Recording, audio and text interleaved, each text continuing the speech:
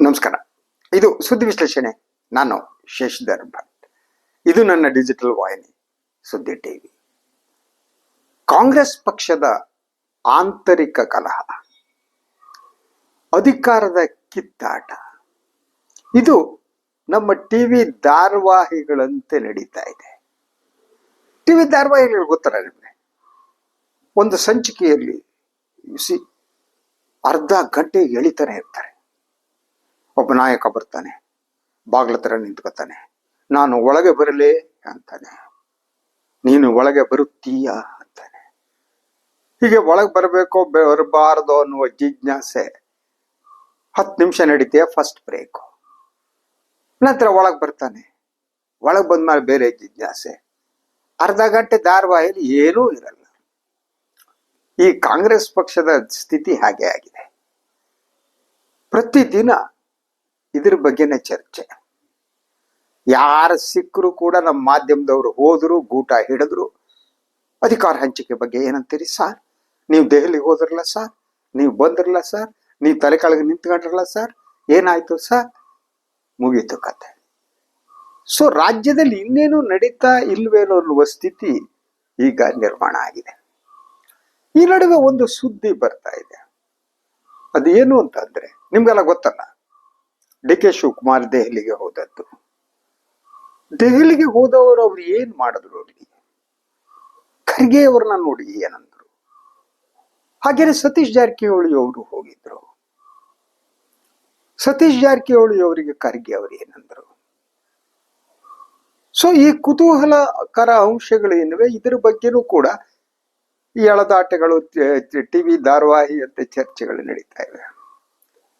ಒಂದಂತೂ ಸ್ಪಷ್ಟ, ಉಪಮುಖ್ಯಮಂತ್ರಿ DK ಶಿವಕುಮಾರ್ ಅವರು ಪೇಷನ್ಸ್ ಅನ್ನು ಕಳ್ಕೊತಾ ಇದ್ದಾರೆ.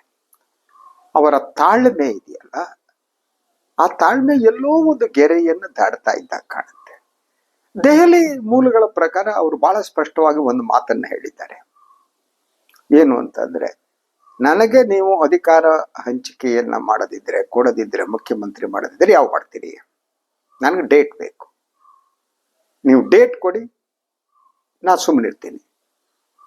ಅದು ಬಜೆಟ್ ನಂತರ ನಾವು ಮತ್ತೊಂದನೋ ಇನ್ನೊಂದನೋ ಯಾವುದು, ನನಗೆ ಕಮಿಟ್ಮೆಂಟ್ ಬೇಕು. ಯಾಕೆಂದ್ರೆ ಇದು ನಾನು ಕೆಲಸ ಮಾಡಿದ್ದೇನೆ, ನನಗೆ ಕೂಲಿ ಬೇಕು. ಈ ಮಾತನ್ನ DK ಶಿವಕುಮಾರ್ ಅವರು ಖರ್ಗೆಯವರಿಗೆ ಹಾಗೂ ಇತರ ಕೆಲವರಿಗೆ ನಾಯಕರಿಗೆ ತಿಳಿಸಿದ್ದಾರೆ ಅನ್ನೋ ಮಾಹಿತಿ ಇದೆ. ಹಾಗಿದ್ರೆ ಅವರ ರಿಯಾಕ್ಷನ್ ಏನಿರ್ಬೋದು? ಅವ್ರ ರಿಯಾಕ್ಷನ್ಗೆ ನಾವು ಇನ್ನೊಂದು ಭೇಟಿ ನೋಡಿದ್ರೆ ಅರ್ಥ ಆಗುತ್ತೆ. ಅದು ಸತೀಶ್ ಜಾರಕಿಹೊಳಿ ಅವರು ಖರ್ಗೆ ಅವ್ರನ್ನ ಭೇಟಿ ಮಾಡಿ ಬಂದ ಮೇಲೆ ಅವರು ಒಂದು ಮಾತನ್ನ ಹೇಳಿದ್ರು, ಆದಷ್ಟು ಬೇಗ ಬಗೆಹರಿಸ್ತೀವಿ ಇನ್ನೊಂದು. ಆದ್ರೆ ಇಲ್ಲಿ ಇನ್ನೊಂದು ಹೆಜ್ಜೆ ಮುಂದಿಟ್ಟಂತೆ ಕಾಣ್ತಾ ಇತ್ತು. ನಾವು ಒಂದು ತೀರ್ಮಾನಕ್ಕೆ ಬಂದಿದ್ದೇವೆ. ಹಾಗಿದ್ರೆ ಒಂದು ತೀರ್ಮಾನ ಅನ್ನುವುದು ಯಾವುದು ಒಂದು ತೀರ್ಮಾನ? ಖರ್ಗೆ ಅವರ ಪ್ರಕಾರ ಕಾಂಗ್ರೆಸ್ ಹೈಕಮಾಂಡ್ ಒಂದು ತೀರ್ಮಾನವನ್ನ ತೆಗೆದುಕೊಂಡಿದೆ. ಹಾಗಿದ್ರೆ ಅದು ಯಾವ್ದಿರ್ಬೋದು ಅಂತ ನಾವು ವಿಶ್ಲೇಷಣೆ ಮಾಡೋಣ. ಒಂದು ತೀರ್ಮಾನ ಅಂದ್ರೆ ಎರಡರಲ್ಲಿ ಒಂದು. ಮೊದಲನೇದಾಗಿ ಸಿದ್ದರಾಮಯ್ಯನವರನ್ನ ಕಂಟಿನ್ಯೂ ಮಾಡೋದು ಒಂದು ತೀರ್ಮಾನ ಇರ್ಬೋದು, ಅಥವಾ ಸಿದ್ದರಾಮಯ್ಯನವರನ್ನ ಬದಲಿಸಿ DK ಶಿವಕುಮಾರ್ ಅವರನ್ನ ಮುಖ್ಯಮಂತ್ರಿ ಮಾಡೋದು, ಇದು ಎರಡನೇ ತೀರ್ಮಾನ ಇರ್ಬೋದು. ಈ ಎರಡರಲ್ಲಿ ಒಂದು ತೀರ್ಮಾನ ತಗೋಬೇಕಾಗಿದೆ. ಇದು ಯಾವುದು ಹೊಸತು ಅಲ್ವೇ ಅಲ್ಲ. ಇದು ಯಾವುದು ಹೊಸತು ಅಲ್ವೇ ಅಲ್ಲ. ಹೊಸತು ಯಾವುದಲ್ಲ ಅಂದ್ರೆ, ಯಾವುದೇ ತೀರ್ಮಾನವನ್ನ ತೆಗೆದುಕೊಳ್ಳುವುದಕ್ಕೆ ಕಾಂಗ್ರೆಸ್ ಹೈಕಮಾಂಡ್ಗೆ ಆಗದೇ ಇರುವುದು ಅಂತ.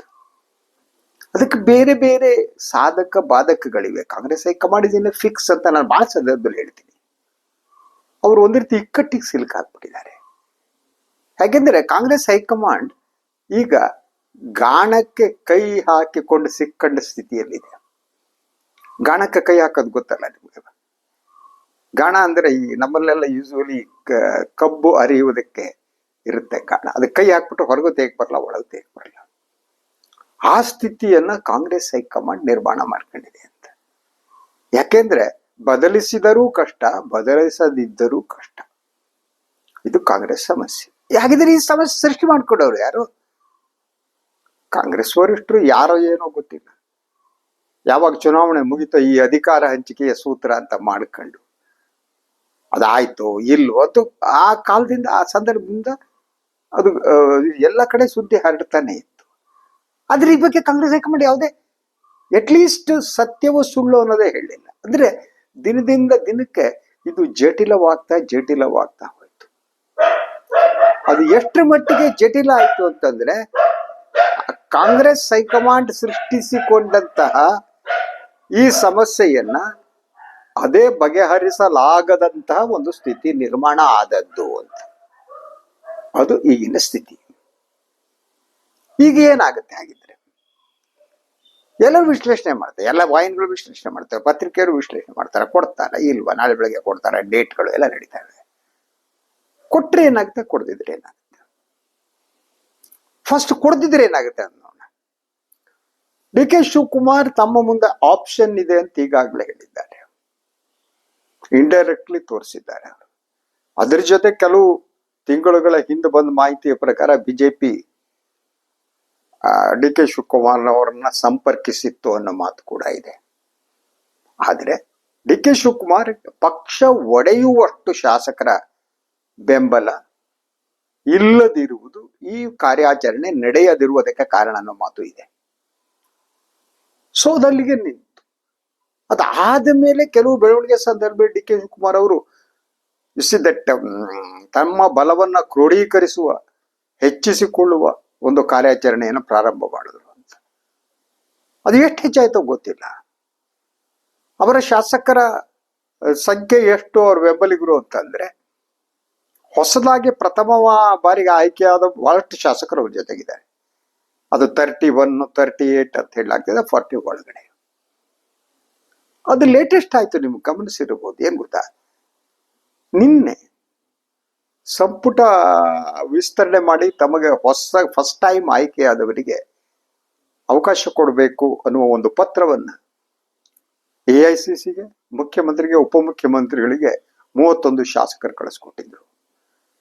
ಈ 31 ಶಾಸಕರಲ್ಲಿ 99% ಶಾಸಕರು ಒಬ್ಬಿಬ್ಬರನ್ನ ಬಿಟ್ರೆ ಅಥವಾ 4 ಜನರನ್ನ ಬಿಟ್ರೆ ಅವರೆಲ್ಲ ಡಿ ಕೆ ಶಿವಕುಮಾರ್ ಅವರ ಬೆಂಬಲಿಗರೆ. ಸೊ ಅದು ಯಾಕಾಗಿದ್ರೆ ಈ ಪತ್ರವನ್ನ ಯಾಕೆ ಕೊಡ್ಲಾಯ್ತು ಇನ್ನೊಂದು, ನಾನನ್ನ ನಂತರ ಇನ್ನೊಂದು ವಿಶ್ಲೇಷಣೆಯನ್ನು ಮಾತಾಡ್ತೀನಿ ನಾನನ್ನ. ಸೊ ಆದ್ರೆ ಡಿ ಕೆ ಅವರ ಈ ಬೆಂಬಲವನ್ನು ವೃದ್ಧಿಸಿಕೊಂಡ್ರು ಕೂಡ ಈ ಬೆಂಬಲಿಗರೆಲ್ಲ ಡಿ ಕೆ ಜೊತೆ ಪಕ್ಷ ಹೊರಗೆ ಬರೋದಕ್ಕೆ ಸಿದ್ಧರಿರ್ತಾರ. I have my own doubts. ಯಾಕೆಂದ್ರೆ ಪಕ್ಷ ಹೊರಗಡೆ ಬಂದ್ರೆ ಇದು ಸಣ್ಣ ಪ್ರಮಾಣದ ಶಾಸಕರಲ್ಲ ನೋಡಿ. 10, 15, 20 ಜನ ಆದ್ರೆ ಹೊಡ್ಕೊಂಡು ಹೋಗ್ಬಿಡ್ಬೋದು, ಮಂತ್ರಿ ಆಗ್ಬಿಡ್ತೀವಿ. ಈಗ ಆ ಸಿಚುವೇಶನ್ ಇಲ್ಲ. ಕಾಂಗ್ರೆಸ್ ಶಾಸಕಾಂಗ ಪಕ್ಷದ ಸದಸ್ಯರ ಸಂಖ್ಯೆ 141 ಇದೆ. 1/3 ಆದ್ರೂ ಬೇಕು ಒಡೆಯುವುದಕ್ಕೆ. ಸೊ ಅದರಿಂದ ಒಡೆಯುವುದು ಅಂತ ಸುಲಭವಾದಲ್ಲ. ಬಹಳಷ್ಟು ಜನ ಅವರಿಗೆ ಲೋಕಲ್ ಪಾಲಿಟಿಕ್ಸ್ ಇನ್ನೊಂದು ಸಮಸ್ಯೆಗಳಿರ್ತವೆ. ಅದರಿಂದ ಅವರು ಪಕ್ಷವನ್ನು ಬಿಟ್ಟು ಬರ್ತಾರೆ ಅಂತ ಹೇಳಕ್ಕೂ ಆಗಲ್ಲ. ಒಡೆಯುವ ಆಪ್ಷನ್ ಏನಿದೆ, ಆ ಆಪ್ಷನ್ ರಿಮೋಟ್ ಅಂತ ಅಷ್ಟು ಜನ ತಂದ್ಬಿಟ್ಟು ಒಡೆದ್ಬಿಟ್ಟು ಅವ್ರನ್ನೆಲ್ಲ ಮಂತ್ರಿ ಮಾಡಿಬಿಟ್ಟು. ಯಾಕೆಂದ್ರೆ ಈ ಹಿಂದೆ ಬಿಜೆಪಿ ಏನು ಸರ್ಕಾರವನ್ನ ಮಾಡಿದ ಸಂದರ್ಭದ ಪರಿಸ್ಥಿತಿಗೂ ಈ ಸಂದರ್ಭಕ್ಕೂ ಪರಿಸ್ಥಿತಿಗೂ ವ್ಯತ್ಯಾಸ ಇದೆ. ಅದರಂತೆ ನೀವು ಮಹಾರಾಷ್ಟ್ರ ಮಾದರಿಯನ್ನ ಇಲ್ಲಿ ಮಾಡಕ್ ಕಷ್ಟ. ಸೊ ದಟ್ ಆಪ್ಷನ್ ಏನಿದೆ, ಆ ಆಪ್ಷನ್ ಅಷ್ಟು ಸರಳವಾಗಿಲ್ಲ. ಆ ವಿಚಾರ ಡಿ ಕೆ ಅವರಿಗೂ ಗೊತ್ತು. ಆದ್ರಿಂದ ಅವರು ಒಂದು ರೀತಿ ನನಗೆ ಆಪ್ಷನ್ ಇದೆ ಅಂತ ತೋರಿಸಿಕೊಳ್ತಾನೆ ಕಾಂಗ್ರೆಸ್ನಲ್ಲಿ ಅಧಿಕಾರವನ್ನ ಪಡೆದುಕೊಳ್ಳುವ ಯತ್ನವನ್ನ ಮುಂದುವರಿಸಿದ್ದಾರೆ. Is trying to grab take it. ಆದರೆ ಸಾಧ್ಯ ಆಗ್ತಾ ಇಲ್ಲ. ಅವರಿಗೆ ಬಹುದೊಡ್ಡ ಅಡ್ಡಿ ರಾಹುಲ್ ಗಾಂಧಿ ಅವರು ಅಂತ ಹೇಳಲಾಗ್ತಾ ಇದೆ. ಯಾಕೆಂದ್ರೆ ಅವರ ರಾಜಕೀಯ ಆಲೋಚನಾ ಕ್ರಮ, ಅವರ ವಿಚಾರಧಾರೆ ವಿಭಿನ್ನವಾಗಿದೆ. ಅವರು ಇಡೀ ಕಾಂಗ್ರೆಸ್ ಪಕ್ಷದ ಒಂದು ಸೈದ್ಧಾಂತಿಕವಾದ ಒಂದು ನೆಲೆಗಟ್ಟನ್ನು ಕೊಡೋದಕ್ಕೆ ಟ್ರೈ ಮಾಡ್ತಿದ್ದಾರೆ. Congress is a mass party, mass ಆಗಿರೋ ಕಾರಣ ಅದಕ್ಕೊಂದು ಸೈದ್ಧಾಂತಿಕ ನೆಲೆಗಟ್ಟು ಬಹಳ ಅಂತ, ಹೇಗೆಂದ್ರೆ ಕೋಮುವಾದಿ ವಿರೋಧಿ ಆ ರೀತಿ ಬೇರೆ ಇತ್ತು. ಈಗ ಅದನ್ನ ಸಮಾಜದ ದುರ್ಬಲ ವರ್ಗದವರ, ಹಿಂದುಳಿದ ವರ್ಗದವರ ಒಂದು ಪಕ್ಷವಾಗಿ ಪರಿವರ್ತಿಸುವ ಕೆಲಸದಲ್ಲಿ ರಾಹುಲ್ ಗಾಂಧಿ ನಿರತರಾಗಿದ್ದಾರೆ. ಅಂದ್ರೆ ಒಂದು ರೀತಿಯ ಕರ್ನಾಟಕದ ಅಹಿಂದ ಮಾದರಿ ಇದೆಯಲ್ಲ, ಆ ಅಹಿಂದ ಮಾದರಿಯನ್ನೇ ರಾಷ್ಟ್ರ ಮಟ್ಟದಲ್ಲಿ ಕಾಂಗ್ರೆಸ್ ಪಕ್ಷದ ನೆಲೆಗಟ್ಟನ್ನಾಗಿ ಪರಿವರ್ತಿಸುವ ಕೆಲಸವನ್ನ ರಾಹುಲ್ ಗಾಂಧಿ ಮಾಡ್ತಿದ್ದಾರೆ. ಇಂಥ ಸಿಚುವೇಶನ್ ನಲ್ಲಿ ಅಹಿಂದ ನಾಯಕರನ್ನೊಬ್ಬರನ್ನ ಬದಲಿಸುವುದಿದೆಯಲ್ಲ, ಅದು ಸುಲಭವಾದದ್ದಲ್ಲ. It is very very very difficult. ಅದೇನೆ ಡಿ ಕೆ ಶಿವಕುಮಾರ್ ಅತಿ ದೊಡ್ಡ ಚಾಲೆಂಜ್ ಆಗಿರೋದು.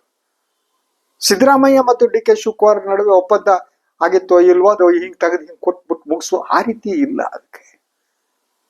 ಸೊ ಇಲ್ಲೆಲ್ಲ ಕೂತು ವಿಶ್ಲೇಷಣೆ ಮಾಡೋರಿಗೇನು, ಡಿ ಕೆ ಅವರು ಕೊಡ್ಬೇಕಾ, ಸಿದ್ದರಾಮಯ್ಯ ಕೊಟ್ರ ವಚನ ಭ್ರಷ್ಟತೆನ ಅಲ್ವಾ, ಈ ರೀತಿ ಯೋಚನೆ ಮಾಡಿ ವಿಶ್ಲೇಷಣೆ ಮಾಡೋರಿದ್ದಾರೆ. ಆದ್ರೆ ಸ್ಥಿತಿ ಇದನ್ನ ಮೀರಿದೆ ಅಂತ, ಆ ಕಾರಣಕ್ಕೆ ಇದು ಏನನ್ನೂ ಮಾಡಲಾಗದ ಸ್ಥಿತಿ ಬಂದಿತ್ತು.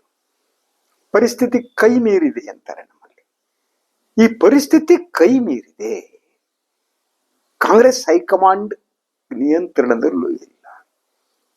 ಆದ್ದರಿಂದ ಇಡೀ ಸಮಸ್ಯೆ ಗೋಜಲಾಗಿದೆ. ಈಗ ಏನು ಡೇಟ್ ಕೇಳ್ತಿದ್ದಾರೆ ಡಿ ಕೆ ಶಿವಕುಮಾರ್, ನನಗೆ ಇಂಥ ದಿನಾಂಕ ಅಂತ ಹೇಳಿ ಅಂತ.